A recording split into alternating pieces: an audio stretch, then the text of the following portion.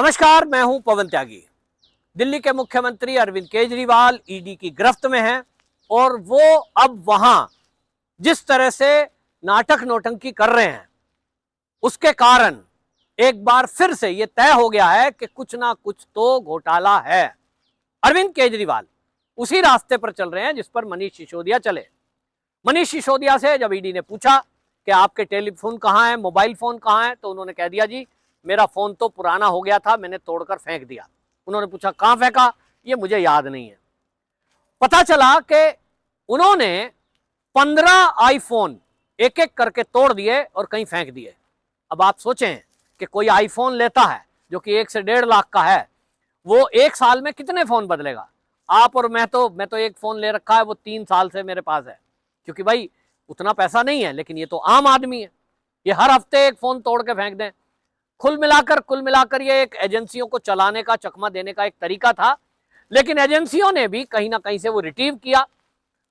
दूसरे लोगों के द्वारा हुआ तो पता ये चला कि इन लोगों ने इकट्ठे इसी तरह से फोन खरीदे और बात करते थे शराब घोटाले की, उनको तोड़कर फेंक देते थे, जला देते थे। लेकिन उसके बावजूद भी एजेंसियों ने खोजा। लेकिन अब अरविंद केजरीवाल से जब वही सवाल हो रहे हैं कि साहब आप अपना मोबाइल फोन बताइए कि जो जब शराब नीति बन रही थी उस समय का फोन कहां है, तो अरविंद केजरीवाल मेमोरी लॉस होने की बात कर रहे हैं। जिस तरह से सत्येंद्र जैन, मनीष सिसोदिया ये कोरोना के बाद कह रहे जी साहब हमारी तो याददाश्त चली गई, अरविंद केजरीवाल की भी याददाश्त चली गई। लेकिन अब सबसे बड़ा एक और घोटाला सामने आया और वो घोटाला है कि नहीं, अभी उसकी जांच होगी, क्योंकि अरविंद केजरीवाल ईडी की गिरफ्त में है। वहीं से उन्होंने कहा जा रहा है, दावा किया जा रहा है कि 2 पत्र लिखे। अब ये 2 पत्र लिखे हैं। एक पत्र उन्होंने अपनी पत्नी सुनीता केजरीवाल को दिया, ऐसा दावा उनकी पत्नी सुनीता केजरीवाल ने किया। बाकायदा अरविंद केजरीवाल जिस कुर्सी पर बैठकर मीडिया को संबोधित करते थे उस कुर्सी पर बैठी, जिसमें पीछे एक तरफ तिरंगा लगा है, एक तरफ भगत सिंह लगा है। भगत सिंह क्यों लगा है उसकी चीजें अब खुलकर सामने आ गई है। गुरपतवंत सिंह पन्नू का बयान आ रहा है सामने, उसने बताया है कि हमने कितने पैसे दिए हैं। तो कुल मिलाकर के वो चीज बाद में है, लेकिन कुल बात यह है कि उन्होंने मुख्यमंत्री के तर्ज पर, मुख्यमंत्री की कुर्सी पर बैठकर और एक संदेश पढ़ा और उनका शुरुआत ये थी कि जेल के अंदर से मेरे पति अरविंद केजरीवाल ने दिल्ली की जनता के लिए संदेश दिया है।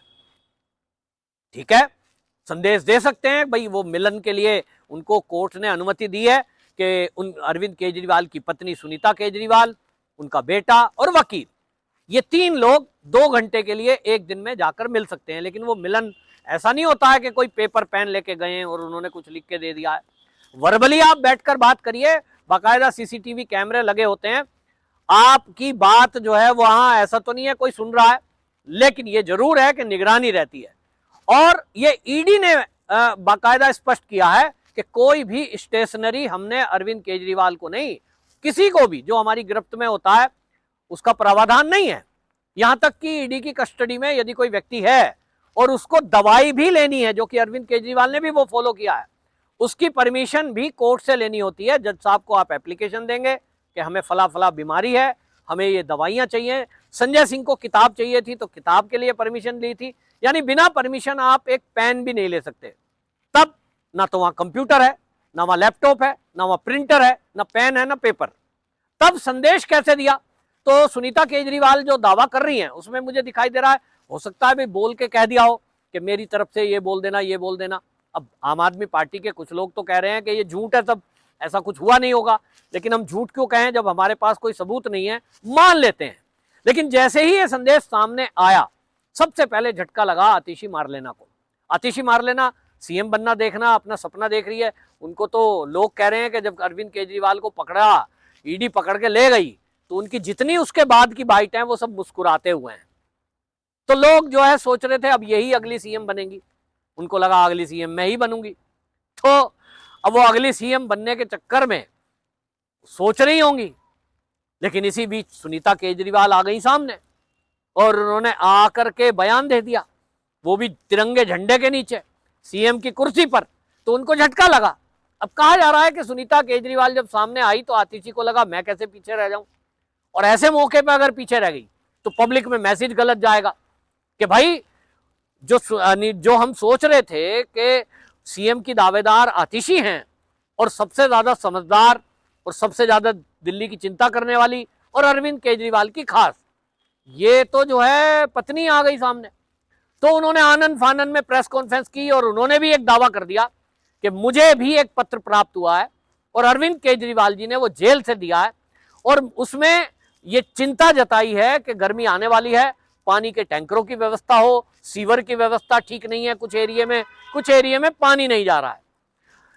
अब ये बड़ा पढ़ते हुए उन्होंने नाटक नौटंकी करते हुए कहा मेरी आंखों में आंसू आ रहा है, पानी आ रहा है, और जी बड़ा देखिए जेल के अंदर से भी उनको दिल्ली की जनता की चिंता है।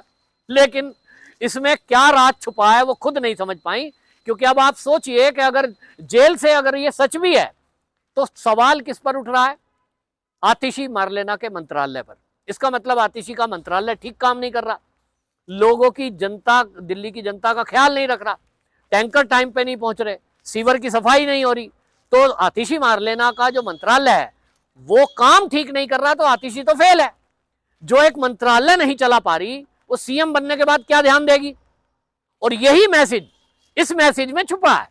आतिशी के मुंह से ही कहलवा दिया, ये जिसने भी कहलवाया आतिशी अपने ही मैसेज में फंस गई। दावा ये करने आई थी जिससे कि वो बता सके। अब आतिशी जो है, मुझे किसी ने कहा, एक बहुत सीनियर पत्रकार हैं, उन्होंने कहा भाई साहब त्यागी जी आपको बता रहा हूं कि जो अरविंद केजरीवाल को आप शातिर शातिर सोचते हैं ना, मीडिया में कहते हैं बहुत शातिर है, यू टर्न ले लेता है, झूठ बोलता है, समय तुरंत बदल जाता है, कसम खा के मुकर जाता है। उन्होंने कहा कि जिस दिन सुनीता केजरीवाल दिल्ली की सीएम बनेगी आप देखेंगे कि वो अरविंद केजरीवाल से भी ज्यादा शातिर है। ये शातिर शब्द इस्तेमाल उन्होंने किया, मैं नहीं करना चाहता, एक महिला है, ये शातिर शब्द किया। अब मुझे समझ में आ रहा है कि वो जो पत्रकार मित्र कह रहे थे वो क्यों सही कह रहे थे। अब इस सारी कहानी के पीछे जो मुझे सही दिखाई दे रहा है वो क्या है? वो मुझे जो दिखाई दे रहा है कि सुनीता केजरीवाल जी का आपने संदेश वो सुना, जो प्रेस कॉन्फ्रेंस में उन्होंने बोला है, वो टेलीप्रॉम्प्टर सामने था ऐसा दिखाई दे रहा है और उसको वो पढ़ के सुना रही है। लेकिन उन्होंने कोई भी ऐसा पत्र मीडिया में जारी नहीं किया जिससे ये पता लगता कि ये जेल से केजरीवाल ने लिखा है।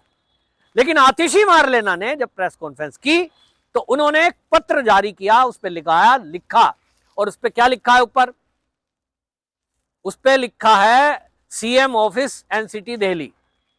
अब आप समझ रहे हैं, इसका मतलब है कि ये मुख्यमंत्री के कार्यालय से जारी हुआ पत्र है जो आतिशी मारलेना पढ़ रही है और वो उस संदेश को पढ़ रही हैं।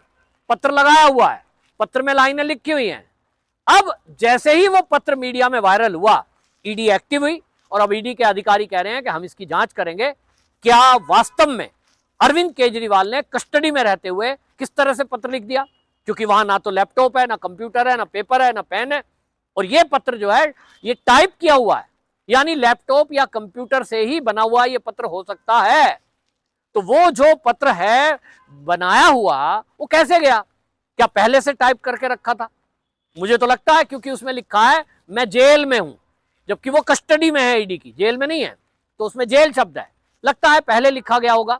और पहले भी लिखा गया है तो वो किसी एक मंत्री को आदेश कैसे दे सकते हैं? ये आदेश एज पर लॉ जो मुख्य सचिव हैं, यानी मुख्यमंत्री के मुख्य सचिव, वो ही केवल किसी मंत्री को आदेश दे सकते हैं मुख्यमंत्री की एब्सेंस में। तो इसका मतलब यह है कि ये फर्जीवाड़ा है या वो मुख्य सचिव ने आदेश दिए हैं।